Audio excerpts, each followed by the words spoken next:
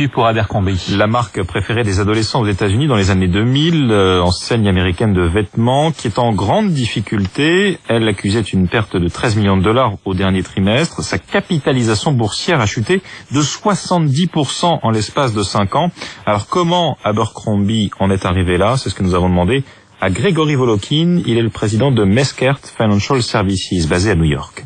Ils étaient très à la mode avant que deux grandes chaînes de magasins montent en puissance. C'est Zara d'un côté et Uniqlo de l'autre.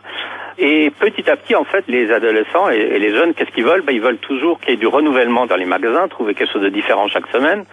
Donc, c'est des magasins qui travaillent en flux tendu, alors que Abercrombie & Fitch, ils ont leur saison, et du 1er août au 1er octobre, il y a la même chose dans les magasins.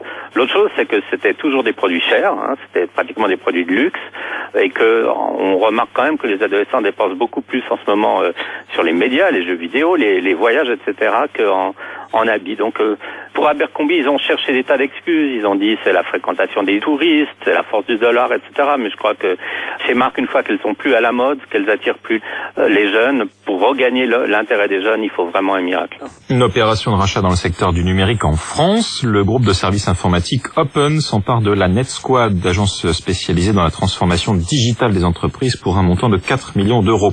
Et puis